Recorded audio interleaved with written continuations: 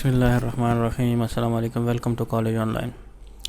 इस video tutorial में हम ये सीखेंगे कि कैसे पिलर्स बनाते हैं ऑटोकैड के अंदर और आर्चेस कैसे बनाई जाती हैं कैड के अंदर 3D फॉर्मेट में, और मुख्तलिफ़ किस्म के जो पैटर्न्स होते हैं जो वॉल्स के ऊपर हम बना सकते हैं वो हम कैसे बनाएंगे। मुख्तलिफ़ किस्म के स्ट्रिप्स हैं वो हम ऑटोकैड के अंदर 3D वॉल्स के ऊपर कैसे वो हम ड्रॉ करेंगे, बनाएंगे, उसके बारे में ये हम सारा इस वीडियो में सीखेंगे। तो चलते हैं ऑटोकैड की तरफ। सबसे पहले तो हम जो फर्स्ट पॉइंट है वो है हमारा कि हम पिलर्स कैसे बना सकते हैं। तो पिलर बनाने के लिए पहले आपने पिलर्स के डिज़ाइन को समझना है कि आपको पिलर का डिज़ाइन दिया गया होगा, उस डिज़ाइन को आपने ब्रेक आउट करना है नंबर ऑफ़ स्मॉल छोटे छोटे हिस्सों में, पोर्शंस में, और फिर उसके बाद आपने ये देखना है कि जो पूरा का पूरा डिज़ाइन ऑब्जेक्ट है पिलर का उसमें डिटेलिंग कितनी है, आया वो मैं स्मॉल पोर्शंस में डिवाइड करके बना सकता हूँ या उसको मैं एक ही कमांड के साथ उसको मैं कंप्लीट बना सकता हूँ। तो सबसे पहले तो आपने उस पिलर को समझना है, उसके डिज़ाइन को समझना है। तो जो सबसे आसान तरीका है, अक्सर जो पिलर्स हम बनाते हैं वो गोल होते हैं, सर्कुलर फॉर्मेट में होते हैं। तो सर्कुलर फॉर्मेट में आपने क्या करना है, अगर सर्कुलर फॉर्मेट में कोई पिलर है तो सबसे आसान तरीका ये है कि टॉप व्यू में जाके वायर फ्रेम मोड में आपने एक पिलर का डिज़ाइन बना लेना है।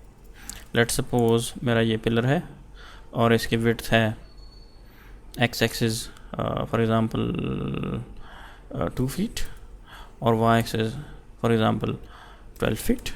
ठीक है, ये मेरे पास एक फॉर्म आ गई है। तो इसके साथ आपने क्या करना है, आपने इसको सबसे पहले तो एक्सप्लोड कर देना है,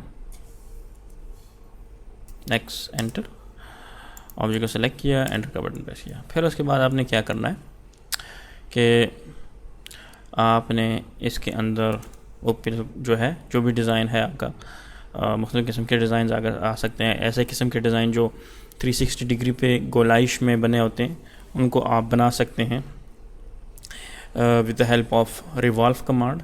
तो सबसे पहले तो हम रिवॉल्व कमांड इस्तेमाल करते हैं ऐसे डिज़ाइंस जो बाय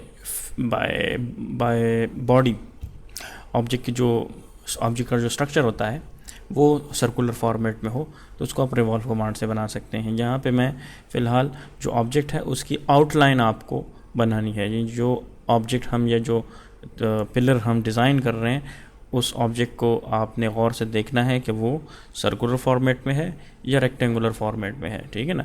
फिर उसके बाद आपने ये डिसाइड करना है कि जो सर्कुलर फॉर्मेट है उसके ऊपर आपने उस ऑब्जेक्ट की आउटलाइन निकालनी है। उस आउटलाइन को निकाल के आपने उसको रीड्रॉ करना है। कैसे करते हैं, फॉर एग्ज़ाम्पल ये यहाँ पे मैं ऑफसेट ले लेता हूँ 2 इंच का। ठीक है, 1 2 3 1 2 3 1 2 एंड 3। ठीक है, और इसी तरह ऑफसेट ले लेते हैं 2 फीट का इस साइड से, और यहाँ से भी ऑफसेट ले लेते हैं 2 इंच का अपवर्ड डायरेक्शन में 1 2 एंड 3। अब मैं इसका क्या करता हूँ, इसको मैं ट्रिम कर लेता हूँ। पूरा मैंने मॉडल सेलेक्ट किया, एंटर का बटन मैंने प्रेस किया। अब जो डिज़ाइंस इससे निकलेंगे उसको, ये जो फालतू लाइनें हैं उनको मैं इस तरह से रिमूव कर दूंगा। ठीक है,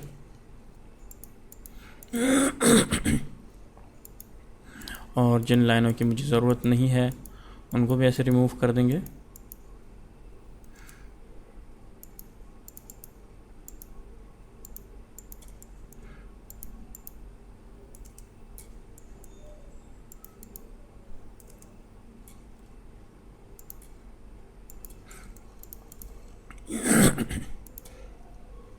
ठीक है, फालतू लाइनें मैंने रिमूव कर दी। बाकी जितने लाइंस उसको डिलीट कर दें, उस पहले को मैंने ट्रिम कर दिया।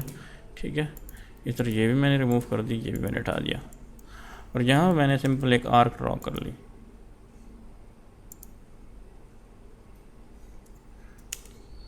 वन टू एंटर, 1 2 3 और यहाँ पे मैं इसको रिमूव कर देता हूँ, ठीक है ना। तो ये एक आउटलाइन है मेरे एक पिलर की डिज़ाइन की। तो आपने एक आउटलाइन बना लेनी है। मैं इसका थोड़ा सा ऑफसेट ले लेता हूँ 6 इंचेस इस पॉइंट से, और यहाँ पे मैं इसको डिलीट कर देता हूँ और इसको मैं इस तरह से फिल कर लेता हूँ।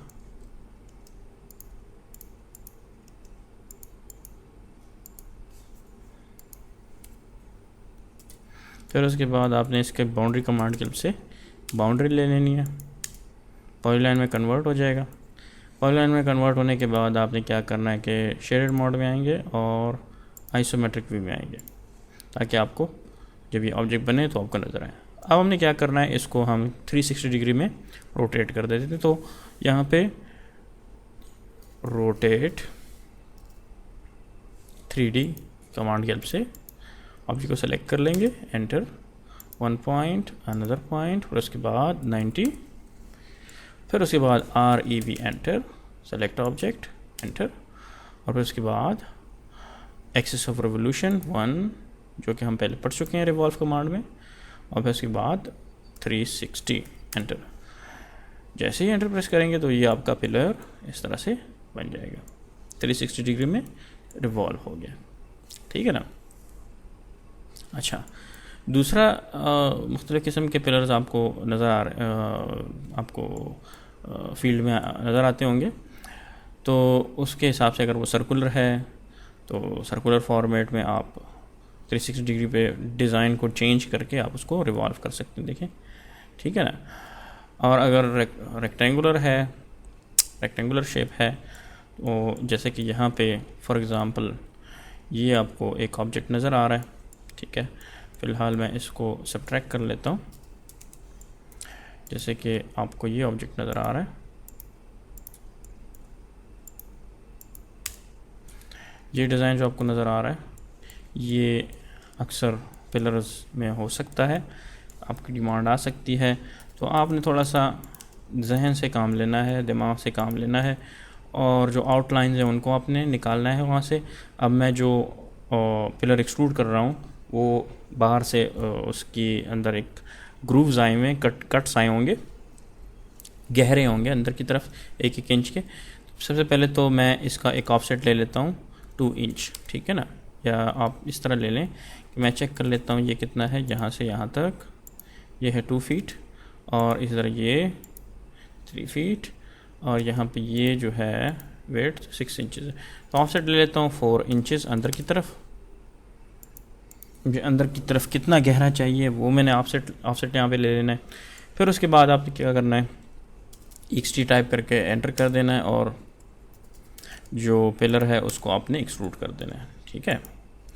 पिलर को एक्सट्रूड करने के बाद आपने क्या करना है, आप वायर फ्रेम में चले जाओ, और फिर उसके बाद आपने EXE टाइप करके एंटर कर देना है। इन दोनों ऑब्जेक्ट्स को आप एक्सट्रूड कर दें, फॉर एग्ज़ाम्पल 1 इंच, ठीक है, 1 इंच मैंने एक्सट्रूड किया। ये दोनों बॉक्सेस, एक इंटरनल बॉक्स है, एक ये वाला बॉक्स है।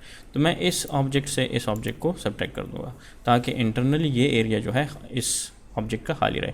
अब इसको मैं सब्ट्रैक्ट कर लेता हूँ, इससे मैं इस ऑब्जेक्ट को सब्ट्रैक्ट कर लेता हूँ। इसकी मैं थोड़ा कॉपी निकाल के आपको दिखा देता हूँ कि बेसिकली ऑब्जेक्ट क्या बना है, और थोड़ा सा शेड में कर लेते हैं।